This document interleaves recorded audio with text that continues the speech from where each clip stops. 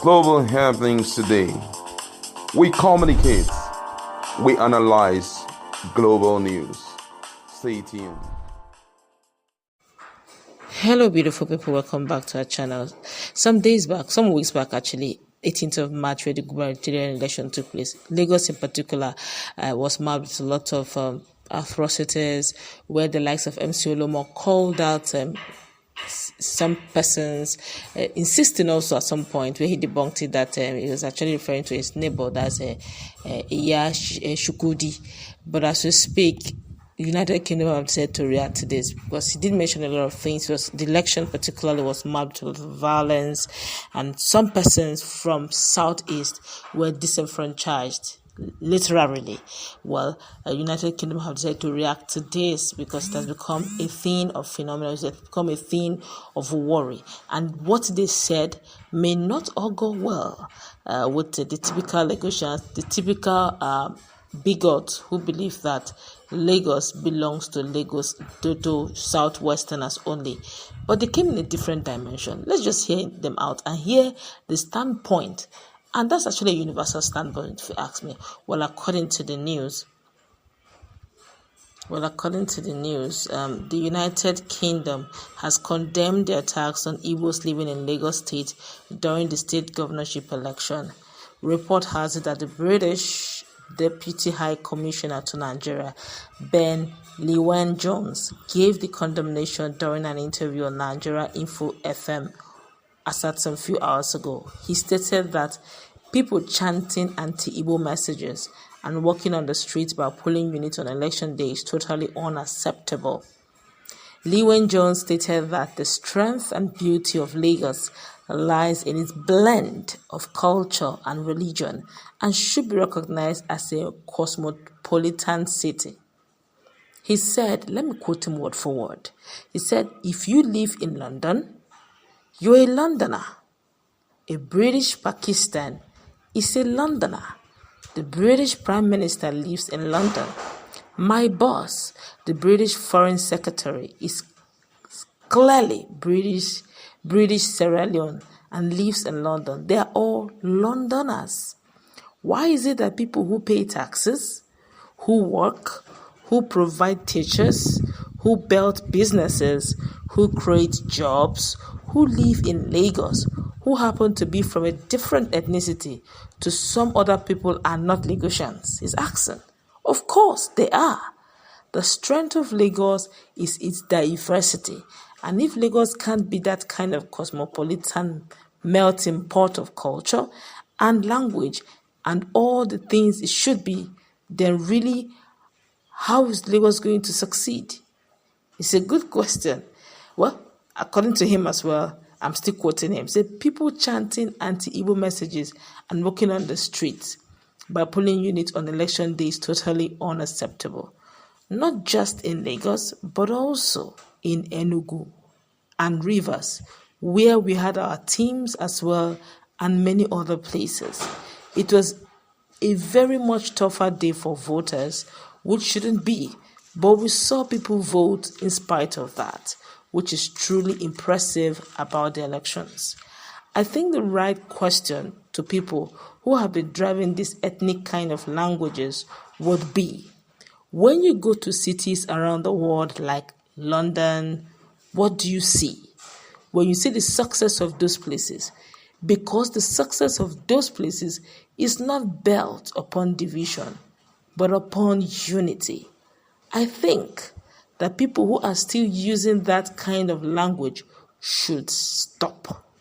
And the party that represents should be saying to them, stop now. This is not in our name, and you're wrong.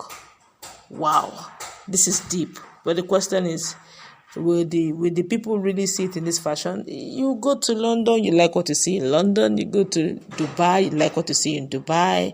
You go to UAE, you go to that's United Arab Emirates, of course that's Dubai. If you go to United Kingdom, you go to United States of America, you go to some of these beautiful cities, some of these beautiful countries, you love it. Sometimes you're even proud to associate with them. All right, sometimes you're proud to even have their passport, but you were not born there. Some of them just naturalized. was not fairly recently some of our celebrities, each time they get their blue passport as American citizens, see them celebrating, jubilating. One of them had a red passport, which is UK citizenship. She was jubilating and celebrating that finally she's a citizen. Was she born there? Of course not. They were not born there, but they naturalized, and the country accepted them. Now imagine some persons like what Paul Okoye of the P-Square twin, the celebrities, singers, says something. He came on a social media page and he said, I am Paul Okoye. I think Peter or Paul Okoye now. I come from Anambra. I'm proudly Anambra. I come from Nigeria. I'm proudly Nigerian. I grew up, I was born in, I think, Jos. Went to University of, I think, went to Jos, but he grew up in the north. Is an Anambra man, grew up in the north. Went to school in the north, grew up in Lagos, and he's saying that he's a proud Nigerian. Now, imagine with that statement made, some persons still told him they should stay clear of Lagos politics if he doesn't want trouble. Now, the question is, he's a Nigerian, and if we want to go by our law, there's this law of naturalization. He is this type of person that they will say he's an omoluabi, meaning he is a good child, a good son. Though he's not even by birth, he's not from Lagos, but they have brought their own craftsmanship into Lagos. They pay taxes, they have built, they are also contributing their quota to make Lagos great. And same with my Southwestern brothers as well, some of them from Ogun, some from Oyo, some from Ekiti, and all of them all melting point down to Lagos State, and all of them believing that they are all, though from different states, but they can't say that yes, they are Lagosians. Some have stayed in Lagos all their lives, though they were not born there, or some were even born there, but just that their parents are from a different state. But does it make us a different? We are all Nigerians, and whenever we carry our green passports, what we show there does not show I am Hausa Nigerian. It shows Nigerian. Okay? And if you see the way our diasporan brothers behave out there, you'll be proud to be a Nigerian, I tell you. When you come into a street, when you go to a city, you don't know anybody, and someone tells you, I'm a Nigerian, you are happy you're seeing somebody from home. And that's how we should feel. Don't allow these political guys, all in the name of trying to get their rights, get position that did not work for. They begin to divide every one of us on different lines, religious lines, ethnical lines. We are one. Okay, look at the unity of purpose. What happened in NSAS? No one knew who was what. All they just knew is that Nigerians wanted SARS to end. And it was a success. Same thing also happened whenever we're playing football. Way back those days in 1996 Olympics, where I think it was Kanu Nwankwo that scored the golden goal. That was when they had this golden goal rule. You know, whoever scored, I think they abolished it after that Brazilian game. Nobody cared to know if it was Kanu Nwankwo that scored or if it was Garba Lawal that scored.